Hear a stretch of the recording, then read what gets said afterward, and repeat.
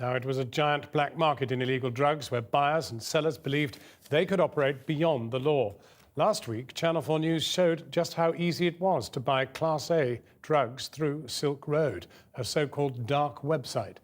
Well, hidden behind special software, it was easy. But it seems that the site's boasts about being impenetrable to police were wrong. It's now been taken offline and its alleged owner arrested by the FBI. Cordelia Lynch has more. Pretty sure I want to start a family in the next 5 years. I want to have had a substantial positive impact on the future of humanity by that time. Ross Ulbricht has certainly made an impact on the FBI. They arrested the 29-year-old in San Francisco and charged him with narcotics trafficking, money laundering, computer hacking and soliciting murder. They believe he is Dread Pirate Roberts, the master of this black market, Silk Road, and eBay for drugs and other illegal goods. We've been investigating the site and just last week bought opium and MDMA on it, delivered 3 days later. Within a week of our purchase, the site that thrived for more than 2 years went dramatically offline. The FBI had caught up with Ulbricht in the science fiction section of this library. Staffers at the Glen Park branch hear a commotion, a small crash coming from the science fiction area of the library, and they identified themselves as being from the FBI and saying they were making an arrest. The man allegedly behind the most sophisticated criminal marketplace on the internet was a physics graduate, a libertarian who said he wanted to abolish the use of coercion and aggression against mankind. He may have shared his philosophies from this coffee shop, and he could afford bottomless cappuccinos, according to the FBI.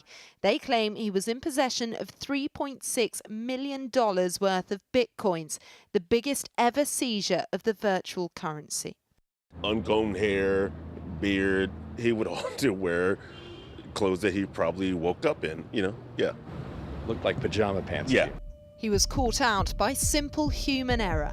The FBI used open source intelligence, advanced Googling to the rest of us. They started by looking for the first mention of Silk Road. They found it on the 27th of January 2011. A person calling themselves Altoid posted about the site on a drug user forum. 9 months later, the name popped up again, asking ironically for IT help. This time the posting featured an email address, rossulbricht@gmail.com. Now the FBI had a name.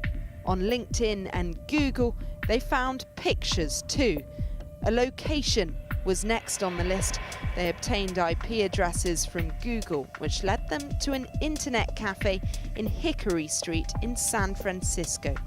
The final piece of the jigsaw was good old-fashioned police work. They seized a package from Canada with fake ID documents. The recipient was Ross Ulbricht. They now had his home address.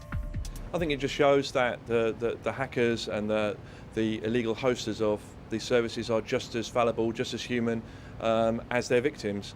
And today you could hear the fear online. People are struggling to get their fix, they're trying to support each other, and some are trying to find out what to do next. Some are trying to find out how to, leave this scene altogether for their own safety.